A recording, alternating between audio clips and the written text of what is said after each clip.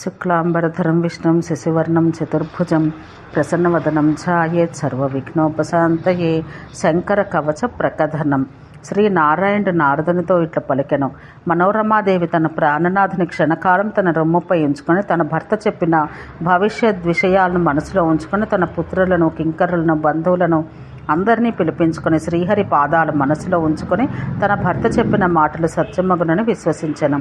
తర్వాత ఆ దేవి యోగ మార్గాన మూలాధారాది షట్చక్రాలను అతిక్రమించి తన శిరస్సున వాయువును ఉంచుకుని బ్రహ్మరంధ్రాన ఉన్న సహస్రదళ కమలమున నీటి బుడగల వంటి విషయంలో నుండి తన మనస్సును తప్పించి నిష్కలంకమైన పరబ్రహ్మయందు దాన్ని సుస్థిరం చేసెను. నిర్మూలము సంసారరహితమగు ద్వివిధ కర్మలు వదిలిపెడుతూ తన ప్రాణములను కూడా విడిచింది. కానీ ఆమె తన మనసులో తన ప్రాణముల కన్నా గొప్పనైన తన భర్తను మాత్రం వదిలిపెట్టలేదు. రాజగు కార్తవీర్యార్జునుడు తన భార్య చనిపోయిన విషయం తెలుసుకుని ఏడవసాగెను. అట్లే అతడు యుద్ధ సన్నాహాలు వదిలిపెట్టి ఆమెను కౌగిలించుకుని ఇట్లా మాట్లాడాను. ఓ మనోరమ, నీవు లేనిచో నేను యుద్ధమునకు పోవును. నన్ను చక్కగా చూడమని రాజు మాటిమాటికి విలపించుచుండెను. అతడు తన గడిచిన స్మృతులు జ్ఞాపకం తెచ్చుకొనుచు, ఓ మనోరమ, నీవు లేచి శ్రీశైల పర్వతానికి పోయినచో అక్కడ పూర్వం విహరించినట్లే విహరిద్దాము. అట్లే ప్రియురాల, నీవు లేచి గోదావరి నదికి పోయినచో ఆ నదిలో పూర్వం ఆచరించినట్టే జలక్రీడలు చేద్దాము. ఇంకనూ నీవు లేచి నందనవనానికి పోయినచో పుష్పభద్ర నదీ తీరాన ఉన్న నిర్జన ప్రాంతంలో విహరిద్దాము. అట్లే నీవు లేచి మలయ పర్వతానికి వెళితే అక్కడ చందనవనమున నీతో రమింతును. అక్కడి వాయువు చల్లగాను పరిమళ భరితంగాను ఉంటుంది. ఆ ప్రదేశం గండు తొమ్మిదల ధ్వనితో, గండు కోయిలల కుహూనాదంతో నిండి ఉండను. అక్కడ నీవు నన్ను చందనము, అగరు, కస్తూరి, కుంకుమ మొదలగు సుగంధ ద్రవ్యములపై పూతను చేయుము. చందనంతో నిండిన సర్వ అవయవంలో కల నన్ను చూడము. అమృతోపమానములకు సుమధుర వచనాలతో నన్ను పలకరించు. నీవిప్పుడు కోపంతో ఎందుకు పలకరించవు అని దుఃఖిస్తూ రాజు పలికెను. కార్తవీర్యుడు దుఃఖంతో పలుకుచున్న మాటలు విని అశరీరవాణి ఆ మహారాజుతో ఇట్లా పలికెను. ఓ మహారాజా, నీవు ఓపిక పట్టుకొనము. దత్తాత్రేయ స్వామి యొక్క అనుగ్రహం వల్ల నీవు మిక్కిలి జ్ఞానం సంపాదించుకున్నావు. మహాజ్ఞాని ఒక నీవే ఏడుస్తున్నావు. ఈ సంసారమంతా నీటి బుడగ వలె చాలా అందంగా కనిపిస్తున్నను అది క్షణికమైనది. దానికై నీవు బాధపడట తగదు. నీ భార్యకు మనోరమ పరమపతివ్రత లక్ష్మీదేవి యొక్క అంశబల జన్మించింది కావునని లక్ష్మీదేవి నివసిస్తున్న వైకుంఠానికి పోయినది. అందువల్ల నీవు కూడా రణరంగాన ప్రాణాలు వదిలి వైకుంఠానికి వెళ్ళమని పలికెను. ఆకాశవాణి యొక్క మాటలు విని కార్తవీర్యుడు భార్యాశోకం వదిలి చందనపు కట్టెలతో దివ్యమైన చితిని చేయించెను. తర్వాత పుత్రుని ద్వారా సంస్కారాలన్నింటినీ చేయించి చితికి నిప్పు పెట్టించెను. అటు పిమ్మట బ్రాహ్మణులకు దానంగా అనేక విధాలైన రత్నాలను, వస్త్రాలను, తనకు చెందిన కోశాగారమున ఉన్న ధనమంతా ఇచ్చెను. ఇది అంతయు మనోరమ యొక్క పుణ్యం వల్లనే జరిగింది. ఆ సమయాన కార్తవీర్యుని యొక్క ఇంటిలో ఎక్కడ చూసినను తినుడుని దానముల ఇండు అను శబ్దములు మాత్రమే వినవచ్చినవి. రాజు బాధపడుతున్న మనసుతోనే తన సైన్య సమూహాన్ని, వాద్యాలను, భాండాగారాన్ని వెంట పెట్టుకుని యుద్ధానికి బయలుదేరను. అతడు యుద్ధానికి పోవు సమయాన త్రోవలో అనేక శుభశకునాలు కనిపించినను వెనుతిరగక యుద్ధానికి పోయిన మహారాజు మరలా ఇంటికి తిరిగి రాలేదు. కార్తవీర్యుడు రణరంగానికి పోవుచున్నప్పుడు మార్గ మధ్యలో తల విరియబోసుకొని ముక్కు తెగిపోగా దిగంబరగా ఏడుస్తూ నల్లని వస్త్రాలు ధరించిన స్త్రీని, విధవా స్త్రీని, చెడు మాటలు మాట్లాడినది, రోగంతో ఉన్న కుట్టిని, భర్త, పుత్రులు లేని స్త్రీని, వ్యభిచారం చేయి స్త్రీని, కుమ్మరివాణ్ణి, గానుగవాణ్ణి, వ్యాధిని, పాములను ఆడిస్తూ బ్రతుకు పురుషుని, మలిన వస్త్రాలు ధరించిన వాణ్ణి, చాలా భయంకరమైన అవయవాలు కలవాణ్ణి, నగ్నంగా ఉన్నవాణ్ణి, కాషాయ వస్త్రాలు కలవాణ్ణి, వసను అమ్ముకొని బ్రతుకువాణ్ణి, తన కన్యను అమ్ముకొని వాణ్ణి, చితిపై మండుచున్న శవాన్ని, శవం యొక్క బూడిదను, ఆరిపోవచున్న నిప్పును చూస్తూ రణరంగానికి పోయెను. ఇంకను అతడు తన మార్గంలో సర్పదష్టుడైన పురుషుని, సర్పాన్ని, తొండము, కుందేలను, విషమును, శ్రాద్ధపాకమును, శ్రాద్ధపిండములను, మోదకమును, నువ్వులను అర్చకుని, వృషభంనెక్కి తిరుగువారిని, శూద్రుని యొక్క శ్రాద్ధాన్నాన్ని భుజించువారిని, శూద్రులకు వంట వండి బ్రతుకువారిని, శూద్రులచే పూజలు చేయించువారిని, గడ్డి బొమ్మను, శవములను కాల్చువారిని, శూన్యమైన కుంభమును, మిగిలిన కొండను, నూనె, ఉప్పు, ఎముకలను, ప్రత్తిని, తాబేలను, కుడిపక్క మరుగుచున్న కుక్కను, భయంకరంగా ఊలవేయి నక్కను,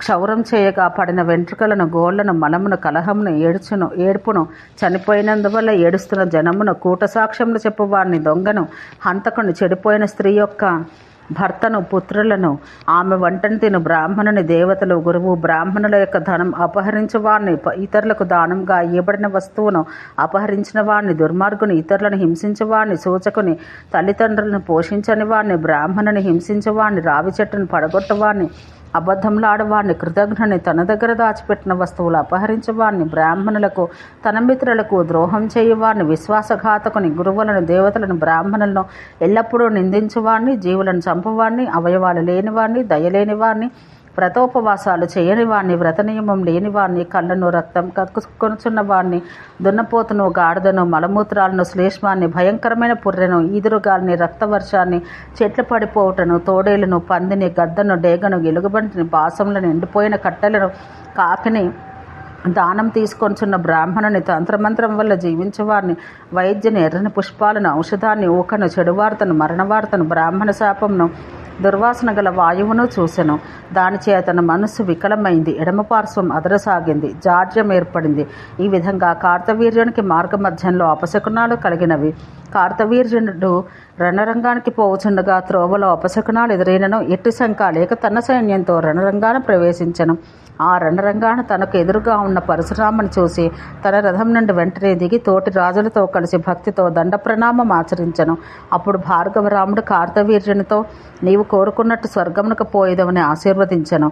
బ్రాహ్మణ ఆశీర్వచనాలు అనులంఘనీయములు కదా. కార్తవీర్యుడు తన తోటి రాజులతో కలిసి భార్గవరామునికి నమస్కరించి అనేక ఆయుధాలతో వెంటనే తన రథం అధిరోహించను. యుద్ధం చేయుటకు ముందు బ్రాహ్మణులకు దానాలు చేసి యుద్ధవాద్యములకు దొందుపి మృదంగము మొదలగు యుద్ధ సూచకంగా మ్రోగించను. అప్పుడు భార్గవరాముడు కార్తవీర్యునితో అతని తోడి రాజుల ముందు హితము, సత్యము, నీతియుక్తము మాటలు ఇట్లు పలికెను. పరశురాముడు ఇట్లు పలికెను, ఓ రాజా, నీవు ధర్మతత్పరుడువు, చంద్రవంశాన పుట్టినవాడవు. ఇంక నువ్వు విష్ణుమూర్తికి అంశావతారమగు దత్తాత్రేయుని శిష్యుడవు. అతడు మహాజ్ఞాని. నీవు కూడా స్వయంగా విద్వాంసుడవు. వేదములన్నీ తెలిసిన దత్తాత్రేయుని నుండి వేదాలు చదివిన నీకు సజ్జనులను హింసించుట అన్న దుర్బుద్ధి ఏ విధంగా ఏర్పడింది? నీవు ఇంతకు ముందు లోభగుణం చే కోరికలేని బ్రాహ్మణుని చంపావు. అతని భార్య తన భర్తృశోకం వల్ల బాధ చెంది భర్తతో సహగమనం చేసింది. దానివల్ల నీకేం లాభం జరిగింది? ఈ సంసారమంతా తామరాకుపై ఉన్న నీటి బొట్టు వల్లే అశాశ్వతం. సత్కీర్తి లేక దుష్కీర్తి ఈ రెండిలో ఒకటి మాత్రమే లోకాన మిగులుతుంది. సత్పురుషులకు అపకీర్తి కలిగినచో దానికంటే మించినదేమి కలదు? కపిల ఎక్కడికి పోయినో నీవెచ్చడికి పోతివి. రాజువగు నీవెక్కడా? ముని ఎక్కడా? మీ ఇద్దరి మధ్య వివాదం ఎక్కడా? వివేకవంతుడకు రాజు చేసిన ఇట్టి దుష్కృత్యమును వివేకం ఏమాత్రం లేని అమాయకుడు కూడా చెయ్యడు. నీవు ఉపోష్యమున్న విషయం పరమధార్మికుడు నా తండ్రి గమనించి నీకు భోజనం పెట్టిన దానికి నీవు చక్కని ఫలితం ఇచ్చితివి. నీ వేదాధ్యయనం, ప్రతిదినం బ్రాహ్మణులకు విధిపూర్వకంగా ఇచ్చిన దానముల వల్ల ఈ ప్రపంచమంతా నిండింది. అట్టు నీకు ముసలితనాన అపకీర్తి లభించింది కదా. దానం చేయవాడు శ్రేష్ఠుడు, ధర్మకార్యాలు ఆచరించేవాడు, చక్కని పేరున్నవాడు, పుణ్యవంతుడు, విద్వాంసుడు కార్తవీర్యుని వంటి వాడు పుట్టబోడు అని ఈ ప్రపంచాన పెద్దలు వందిమాగదులు కొనియాడుతున్న నీకు ఇటువంటి చెడు కీర్తి కలిగింది. ఓ రాజా, పరుషమైన వాక్కు సహింపరానిది. అది పదునైన శస్త్రం వంటిది. సత్పురుషుల నోటి నుండి కష్ట సమయాన కూడా రెండు విధాలైన మాటలు రావు. నేను నీపై ఆరోపణలు చేయలేదు, సత్యమైన మాటగానే చెప్పి తిని. అందువల్ల ఈ రాజసమూహం ఉన్న చోట నీవు నాకు ఉత్తరం ఇమ్ము. ఇక్కడ సూర్య, చంద్ర, మను వంశాలకు చెందిన రాజులున్నారు.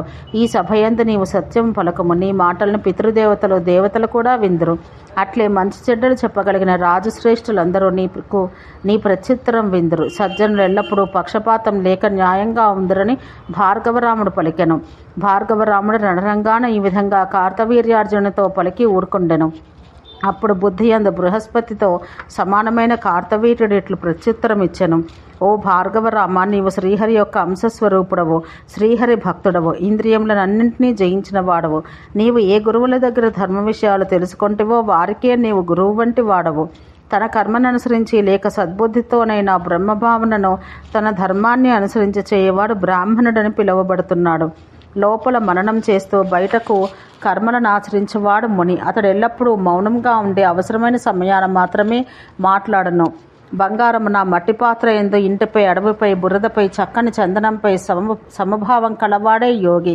సమస్త జీవుల యందు సమతాభావనచే హరిబుద్ధిని కలిగి ఉండేవాడు శ్రీహరి యందు భక్తిభావన కలవాణ్ణి హరిభక్తుడు అంటారు.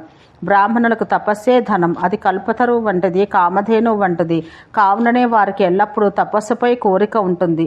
క్షత్రియులకు ఐశ్వర్యంపై, వైశ్యులకు వాణిజ్యాన కోరిక ఉండను. కానీ క్షత్రియులు తపస్సు చేయుటను పెద్దలు నిందిస్తారు. అట్లే బ్రాహ్మణులు వివాదాల జోలికి పోవట అప్రశస్తమందరు. అనురాగి అయిన వాడు కర్మపై అనురాగంతో రాజసిక కార్యాలు చేయును. రాగాంధుడు రాజసికుడైన వాడిని రాజని పిలుతురు.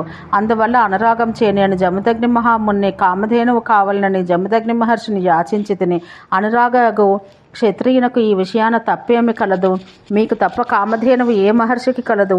మునులకు యుద్ధంపై కోరిక, భోగములను అనుభవించాలని అనుకున్నట తగని విషయం కాదు. అట్లే 30 అక్షౌహిణుల సైన్యమును 3 కోట్ల రాజేంద్రులను చంపి ఒంటరిగా ఉన్న నన్ను చంపబూంటను సహించలేక జమదగ్ని మహర్షిని చంపితిని. తనను చంపుటకు ప్రయత్నించేవాడు వేదాంగ పారకుడైన అతన్ని చంపినచో బ్రహ్మహత్యా దోషం అంటదు. అందువల్ల నా తప్పేమీ లేదని కార్తవీర్యుడనెను. పరులను హింసించి వారు చేసుకోవలసిన ప్రాయశ్చిత్తం గురించి వేదంలో ఎక్కడా చెప్పబడలేదు. వారిని వధించుటయే తగినది అని బ్రహ్మదేవుడు చెప్పాను. నీ తండ్రి మహాబలపరాక్రమవంతులకు రాజులను ఎందరినో సంహరించను. ఇక్కడ ఉన్న వారందరూ వయసులో చిన్నవారైన రాజపుత్రులు, శిశువులు. నీవు కూడా రాజులందరినీ 21 మార్లు తిరిగి సంహరించునని ప్రతిజ్ఞ చేశావు కదా, నీ ప్రతిజ్ఞ నెరవేర్చుకొనుము. క్షత్రియులకు యుద్ధం చేయట వారి వృత్తి. ఆ యుద్ధమున చనిపోవటం నిందింపదగినది కాదు. కానీ బ్రాహ్మణుల యుద్ధం చేయట వేదాలందో లౌకిక శాస్త్రాలందో ఎక్కడా కనిపించదు. తపోధనులు వాక్కులే బలంగా గల బ్రాహ్మణులకు శాంతి, స్వస్తివాచనం అనేవి ధర్మాలు.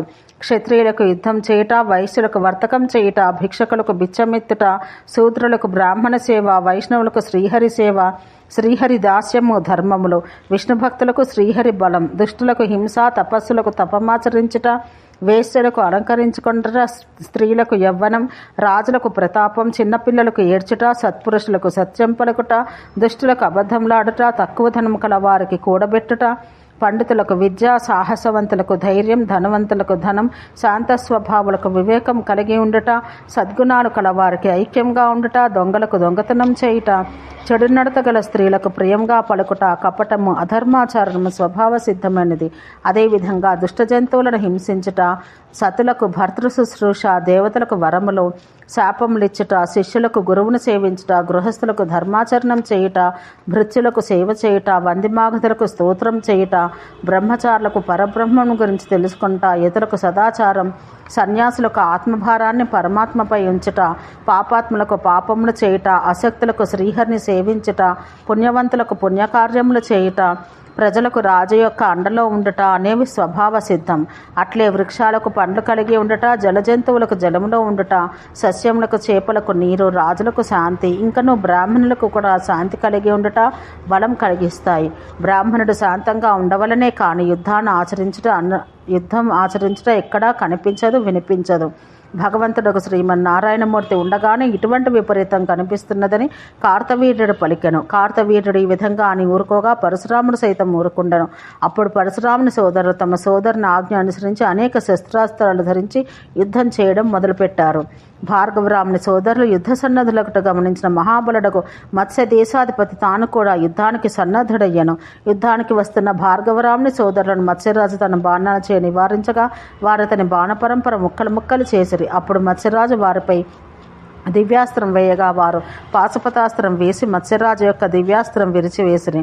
అట్లే తమ దివ్యాస్త్రాలచే ఆ మహారాజు యొక్క ధనుర్బాణాలను, రథమును, సారథిని, అతని సైన్యాన్ని అవలీలగా ఖండించిరి. ధనుర్బాణాలు లేని ఆ మహారాజును చూసి భార్గవరాముని సోదరులు సంతోషంతో అతన్ని చంపుటకై శంకరుని శూలమును చేతిలోకి తీసుకొనిరి. భార్గవరాముని సోదరులు మత్స్యరాజుపై శంకరుని శూలం ప్రయోగిస్తున్న సమయాన వారితో ఆకాశవాణి ఇట్లు పలికెను: ఓ బ్రాహ్మణులారా, మీరు మత్స్యరాజుపై శంకరుని శూలం ప్రయోగించకూడదు. ఆ రాజుకు పూర్వం దూర్వాసముని దివ్యమైన శివకవచం ఇచ్చెను. సమస్త అవయవాలు రక్షించు ఆ దివ్య కవచం ఆ మహారాజు యొక్క మెడలో ఇప్పటికీ ఉంది. మత్స్యరాజు గొప్ప దాత, అడిగిన వానికి కాదనక తన ప్రాణాలైనా సమర్పించును.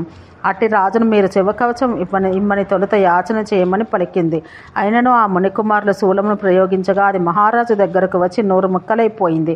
ఆ సమయాన ఆకాశవాణి మాటలు విన్న శృంగి అను జమదగ్ని పుత్రుడు సన్యాసి వేషం ధరించి యుద్ధరంగాన వచ్చి ఆ రాజును శివకవచం ఇవ్వని ప్రార్థించను. రాజు కూడా బ్రహ్మాండ విజయమును ఆ కవచాన్ని బ్రాహ్మణ కుమారునికి ఇచ్చివేశను. శివకవచాన్ని తీసుకున్న బ్రాహ్మణ కుమారుడు అతనిపై శివుని త్రిశూలం ప్రయోగించగా దానివల్ల గొప్ప బలవంతుడు చంద్రవంశాన పుట్టిన ఆ మత్స్యరాజు భూమిపై పడి ప్రాణాలు వదిలెను. నారద మహర్షి ఇట్లు పలికెను: ఓ నారాయణముని, మత్స్యరాజు ధరించిన శివకవచాన్ని తెలుసుకోవాలని ఉన్నది. దయచేసి నాకు దాన్ని వివరించి చెప్పుడని పలికెను. ఓ నారద మహర్షి, సమస్త అవయవాలను రక్షించు బ్రహ్మాండ విజయమును శంకరుని కవచం సావధానంగా వినము. సమస్త పాపాలు హరించే శంకరుని షడక్షర మంత్రంను దూర్వాస మహర్షి మత్స్యరాజుకు ఉపదేశించను. ఈ షడక్షర మంత్ర సహితమైన శంకరుని కవచం ధరిస్తే వారికి అస్త్రాల వల్ల, శస్త్రాల వల్ల, నీటియందు, అగ్నియందు మృత్యువు సంభవించదు. ఈ శివకవచం ధరించి చదువుతున్నందువల్ల బాణాసురుడు శివత్వం పొందను. అట్లే నందీశ్వరుడు శివునితో సమానుడయ్యను. వీరభద్రుడు వీరుల్లో శ్రేష్ఠుడయ్యను. హిరణ్యకశిపుడు ముల్లోకములా జయింపగలిగెను. హిరణ్యాక్షుడు సైతం ఈ కవచం వలనే విజయాలు సాధింపగలిగెను. అట్లే ఈ కవచాన్ని ధరించి పఠించుచున్నందువల్లే అతడు విశ్వపూజితుడయ్యను. అదేవిధంగా జైగీషవ్యుడను ముని, వామదేవుడు, దేవలుడు, పవనుడు, అగస్త్యుడు, పులస్సుడు వీరందరూ లోకమాన్యులైరని పలికెను. ఓం నమ శివాయ అను మంత్రం నా శిరస్సును రక్షించుగాక. ఓం నమ శివాయ స్వాహ అను మంత్రం నా నొసటిని రక్షించుగాక. ఓం హ్రీం శ్రీం క్లీం శివాయ స్వాహ అను మంత్రం నా కండను రక్షించుగాక. ఓం హ్రీం శ్రీం హోం శివాయ నమః అను మంత్రం నా నాసికను రక్షించుగాక. ఓం నమ శివాయ శాంతాయ స్వాహ అను మంత్రం నా కంఠాన్ని రక్షించుగాక. ఓం హ్రీం శ్రీం హోం సంహారకర్త్రే స్వాహ అను మంత్రం నా చెవులను రక్షించుగాక. ఓం హ్రీం శ్రీం పంచవక్త్రాయ స్వాహ అను మంత్రం నా దంతాలను రక్షించుగాక. ఓం హ్రీం మహేశాయ స్వాహ అను మంత్రం నా పెదవులను రక్షించుగాక. ఓం హ్రీం శ్రీం క్లీం త్రినేత్రాయ స్వాహ అను మంత్రం నా వెంట్రుకలను రక్షించుగాక. ఓం హ్రీం ఐం మహాదేవాయ స్వాహ అను మంత్రం నా వక్షస్థలాన్ని రక్షించుగాక. ఓం హ్రీం శ్రీం క్లీం మైం రుద్రాయ స్వాహ అను మంత్రం నా బొడ్డును రక్షించుగాక. ఓం హ్రీం మైం శ్రీం ఈశ్వరాయ స్వాహ అను మంత్రం నా పృష్ఠభాగాన్ని రక్షించుగాక. ఓం హ్రీం క్లీం మృత్యుంజయాయ స్వాహ అన్నది నా కనుబొమ్మలను, బాహువులను రక్షించుగాక. ఓం హ్రీం శ్రీం హ్రీమిశానాయ స్వాహ అను మంత్రం నా పార్శ్వభాగమును రక్షించుగాక. ఓం హ్రీం ఈశ్వరాయ స్వాహ అను మంత్రం నా ఉదర భాగాన్ని రక్షించుగాక. ఓం శ్రీం హ్రీం మృత్యుంజయాయ స్వాహ అను మంత్రం నా బాహువులను రక్షించుగాక. ఓం హ్రీం శ్రీం క్లిమీసురాయ స్వాహ అను మంత్రం నా చేతులను రక్షించుగాక. ఓం మహేశ్వరాయ రుద్రాయ అను మంత్రం నా నితంబ భాగం రక్షించుగాక. ఓం హ్రీం శ్రీం భూతనాథాయ స్వాహ అను మంత్రం నా పాదాలు రక్షించుగాక. ఓం సర్వేశ్వరాయ సర్వాయ స్వాహ అను మంత్రం నా పాదాలు రక్షించుగాక. భూతేశుడు నా ప్రాగ్భాగాన్ని, శంకరుడు నా ఆగ్నేయ దిగ్భాగాన్ని, రుద్రుడు దక్షిణ దిగ్భాగాన్ని, నైరుతి దిగ్భాగాన్ని, స్థానవు ఖండపరశువు పశ్చిమ దిగ్భాగాన్ని, చంద్రశేఖరుడు వాయువ్య దిగ్భాగాన్ని, గిరీశుడు ఉత్తర దిగ్భాగాన్ని, ఈశ్వరుడు ఈశాన్య దిగ్భాగాన్ని, మృడుడు ఊర్ధ్వభాగాన్ని, మృత్యుంజయుడు అధోభాగాన్ని, భక్తవత్సలుడు పినాకి జలమున, భూభాగమున, ఆకాశమున, స్వప్నావస్థ ఎందు, జాగ్రత్తవస్థ ఎందు భక్తుడనకు నన్ను ప్రేమతో ఎల్లప్పుడూ రక్షించుగాక. ఓ నారద, ఈ విధంగా పరమాద్భుతమైన శివకవచం నీకు వివరించి తినని నారాయణముని పలికెను. ఈ శివకవచాన్ని 10 లక్షల మార్లు జపిస్తే అది సిద్ధి అగును. కవచం సిద్ధించిన వాడు రుద్రునితో సమానుడగును. ఈ కవచాన్ని నీపై గల ప్రేమచే నీకు తెలుపుతిని. దీన్ని అర్హత లేని వారికి ఉపదేశించకూడదు. ఈ కవచం శుక్ల యజుర్వేదానికి సంబంధించిన కాన్వశాఖ ఎందు చెప్పబడింది. ఇది మిక్కిలి రహస్యమైనది, దుర్లభమైనది కూడా. 1000 కొలది అశ్వమేధ యాగాలు, 100 కొలది రాజసూయ యాగాలన్నీ ఈ కవచం యొక్క గొప్పతనాన 16వ వంతైనా కాజాలవు. ఈ కవచం యొక్క అనుగ్రహం వల్ల దాన్ని పఠించిన వాడు జీవన్ముక్తుడగును. అట్లే అతడు సర్వజ్ఞుడై సమస్త సిద్ధులను బడిసి మనోవేగం చేపోవు శక్తిని పొందును. ఈ కవచాన్ని వదిలి శంకరుని కోట్ల కొలది శివమంత్రం చే జపించినా అతనికి మంత్రసిద్ధి కలగదని నారాయణముని నారదునితో అనెను.